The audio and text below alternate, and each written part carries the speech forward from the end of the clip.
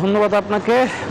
অবশ্যই দুই দলই চাইবে যে ফাইনাল শিরোপা জিততে, কিন্তু 41 বছর পর এশিয়া কাপে একে অপরের মুখোমুখি হচ্ছে, সেটা কিন্তু বড় ক্রিকেট প্রেমীদের জন্য অন্যরকম একটা আশা। কারণ আমরা জানতাম যে এশিয়া মহাদেশে ভারত পাকিস্তানে কিন্তু অন্যরকম একটি চাহিদা আছে এবং টিকিটের দামও কিন্তু এর মধ্যে আকাশচুম্বী। যে টিকিট 1.5 থেকে 200 টাকা বিক্রি, সেটি 7 থেকে 800 টাকায় গিয়ে বিক্রি হচ্ছে এবং দর্শকরা কিন্তু অপেক্ষা আছে এবং একটি ম্যাচ, হাই ভোল্টেজ ম্যাচ দেখার জন্য। তবে বাংলাদেশের ওই দল না থাকলেও ভারত পাকিস্তান ম্যাচের মধ্য দিয়ে শেষ হচ্ছে এশিয়া কাপের আসর। এবং অবশ্যই কাগজে কলমে বলি, সাম্প্রতিক পারফরমেন্সে বলি, ভারত অনেক অনেক এগিয়ে আছে, তাদের মোমেন্টাম ক্যারি করছে মূলত অভিষেক শর্মা। তিনি দারুণ ছন্দে আছেন, পাওয়ার প্লেটা কাজে লাগাচ্ছেন, দুবার উইকেট তার পরিচিত হয়ে গিয়েছে, এরই মধ্যে কিন্তু তিনি রানের ফুলঝুরি ছুটে যাচ্ছেন। এরপরেও হার্দিক পান্ডিয়া রয়েছেন, যারা স্লগে রান করতে পারেন, এছাড়াও অক্ষর প্যাটেল রয়েছেন, যারা স্লগে রান করতে পারেন এবং দুবার কন্ডিশন তাদের কাছে পরিচিত।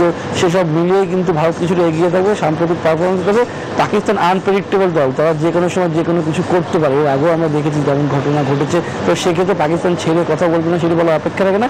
পাকিস্তানের বোলিং লাইন বিশ্বমানের এবং শাহিন আফ্রিদি এবং তার সঙ্গে রয়েছেন হাসান, যারা রয়েছেন তারা কিন্তু দুর্দান্ত বোলিং করেন এবং ভারতের বিপক্ষে তারা যদি মোমেন্টামটা ক্যারি করতে পারে তাহলে অবশ্যই কিন্তু পাকিস্তানের জন্য জয় পাওয়া সম্ভব। যদিও এর আগে দুবার মুখোমুখি হয়েছিল দুই দল এশিয়া কাপে, কোনোবারই কিন্তু পাকিস্তান দাঁড়াতেই পারেনি ভারতের কাছে। তবে এবার তারা শেষটা ভালো করতে যাবে, কারণ কথায় আসবে শেষ ভালো যার সব ভালো তার। যদি পাকিস্তান শেষটা ভালো করতে পারে শিরোপা জয় সম্ভব। আর আজ রাতে ফ্লাড লাইটের উচ্চ অর্থাৎ সন্ধ্যা থেকে দু দলই দুবাই স্পোর্টস সিটিতে অনুশীলন করবে এবং তাদের কম্বিনেশন তারা বেছে নেওয়ার চেষ্টা করবে এবং তাদের সেরাটা বেছে নেওয়ার চেষ্টা